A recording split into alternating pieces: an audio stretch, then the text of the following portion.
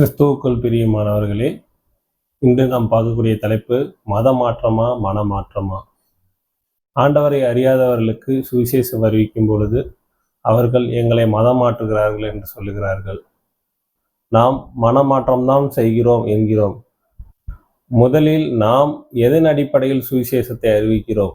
இயேசு கிறிஸ்துவினிடத்தில் வந்தால் உங்கள் வியாதி சுகமாகும், உங்கள் கடன் பிரச்சனை தீரும், திருமண காரியம் நடக்கும், உங்களுக்கு வேலை வாய்ப்பு உண்டாகும், உங்கள் வாழ்க்கையில் நல்லது நடக்கும் என்றுதானே நாம் இயேசு கிறிஸ்துவை பற்றி சுவிசேஷம் அறிவிக்கிறோம். ஆனால் உண்மையான சுவிசேஷம் என்ன? முதல் அடிப்படை என்ன? அதை குறித்து நாம் சுவிசேஷம் அறிவிப்பது இல்லை. இயேசு கிறிஸ்துவ பிறப்பில் காபிரியல் தூதர் என்ன சொல்லுகிறார்? மத்தேயு 1:21, அவள் ஒரு குமாரனை பெறுவாள், அவருக்கு இயேசு என்று பெயரிடுவாயாக, ஏனெனில் அவர் தமது ஜனங்களின் பாவங்களை நீக்கி அவர்களை இரட்சிப்பார். அவர் பெயரிடும் பொழுது அவர் ஜனங்களின் பாவங்களை நீக்கி இரட்சிப்பார்.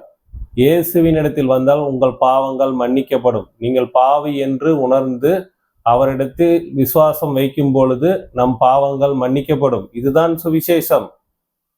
மற்றபடி இயேசுவின் இடத்தில் வந்தால் இது வரும், இது கிடைக்கும், அது கிடைக்கும் என்பது அல்ல. ஆண்டவரிடத்தில் வராமலே நிறைய பேருக்கு திருமணம் ஆயிருக்கு, நிறைய பேருக்கு குழந்தை பிறப்பு உண்டாயிருக்கிறது, நிறைய பேருக்கு சில அற்புதங்களும் நடந்திருக்கிறது, நிறைய பேருக்கு ப்ரொமோஷன் கிடைச்சிருக்கு, நிறைய பேருக்கு வேலை கிடைச்சிருக்கு. இதனால ஆண்டவர் ஏற்றுக்கொள்ளாமே இவர்களுக்கெல்லாம் அந்த நன்மை கிடைத்திருக்கிறது. அதுவல்ல, இயேசு கிறிஸ்துவோடு வருவது அதுக்காக அல்ல. அவர் நம் பாவங்களை நீக்கி அவர் நம்மை ரட்சிப்பார். முதலில் அவருடைய சுவிசேஷம் எப்படி இருந்தது? நீங்கள் மனம் திரும்பி சுவிசேஷத்தை விசுவாசியுங்கள் என்றுதான் சொன்னார்.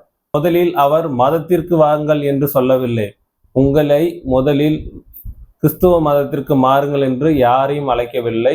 அங்கே யூதர்களையும் பார்த்து சொல்லுகிறார், நீங்கள் மனம் திரும்பி சுவிசேஷத்தை விசுவாசியுங்கள். யோவான் ஸ்நானம் சொல்லுகிறார், மனம் திரும்புங்கள், பரலோக ராஜ்யம் சமீபமாய் இருக்கிறது. நான் பாவி என்று எப்பொழுது நான் உணர்கிறேனோ எனக்குள்ளே ஒரு தேவனுக்கேற்ற துக்கம் உண்டாயிருக்கிறது. நான் பாவி என்று உணர்கிறேன். அப்பொழுது எனக்கு இரட்சகர் தேவைப்படுகிறார். நான் இயேசு கிறிஸ்துவை விசுவாசிக்கும் பொழுது அவருடைய நாமத்தினாலே என் பாவங்கள் மன்னிக்கப்படுகிறது. அதற்காகவே நான் இயேசு கிறிஸ்துவினிடத்தில் வந்தேன். நான் பாவி என்று எப்பொழுது என் உள்ளான மனதில் உணர்ந்தேனோ நான் இயேசு கிறிஸ்துவை ஏற்றுக்கொண்டேன். இங்கே ஒரு மனமாற்றம் தான் ஏற்பட்டது. நான் பழைய வாழ்க்கையில் ஒரு பாவியாக வாழ்ந்தேன். நான் இப்பொழுது புதிய மனிதனாக தேவனுக்கு பிரியமாக ஒரு பரிசுத்தமாக வாழ நான் அழைக்கப்பட்டேன்.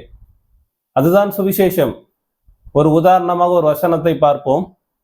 1 தீமோத்தேயு 1:15, பாவிகளை இரட்சிக்க கிறிஸ்து இயேசு உலகத்தில் வந்தார் என்கிற வார்த்தை உண்மையும் எல்லா அங்கீகரிப்புக்கும் பாத்திரமானது. அவர்களில் பிரதான பாவி நான். அப்படி இருந்தும் நித்திய ஜீவனை அடையும்படி இனிமேல் இயேசு கிறிஸ்துவினிடத்தில் விசுவாசமாய் இருப்பவர்களுக்கு சிஷ்டாந்தம் உண்டாகும் பொருட்டு பிரதான பாவியாகிய என்னிடத்தில் அவர் எல்லா நீடிய பொறுமையும் காண்பிக்கும்படிக்கு இரக்கம் பெற்றேன். இங்கே பவுல் தெளிவாக சொல்லுகிறார், பாவிகளை இரட்சிக்க இயேசு இந்த உலகத்தில் வந்தார். இது உண்மையும் எல்லா அங்கீகரிப்பும் பாத்திரமானது. அவர் பாவிகளில் நான் பிரதான பாவி என்று சொல்லுகிறார். அவர் எப்பொழுது தான் பாவி என்று உணர்ந்தாரோ தேவனுடைய பார்வையில் அவர் வேறு யாரிடத்திலும் கம்பேர் பண்ணல. அவர் தேவனுடைய பரிசுத்தத்தை பார்க்கும் பொழுது, தேவனுடைய வார்த்தையை அவர் பார்க்கும் பொழுது, நான் எவ்வளவு பாவியாய் இருக்கிறேன் என்று உணரும் பொழுது நான் பிரதான பாவி.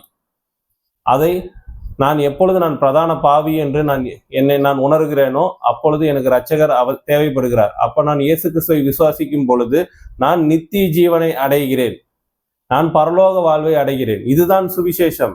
இனி நான் எப்பொழுது இயேசு கிறிஸ்துவை ஏற்றுக்கொண்டேனோ என்னுடைய உள்ளான மனுஷன் இனி பரிசுத்தமாக வாழ என்னுடைய மனசாட்சி ஏவிக்கொண்டே இருக்கும். இங்கே மனமாற்றம் தான் நடைபெறுகிறதே தவிர மத மாற்றம் அல்ல. இது மத மாற்றமா மனமாற்றமா? அடுத்த பகுதியில் தெளிவாக காண்போம். ஆமேன்.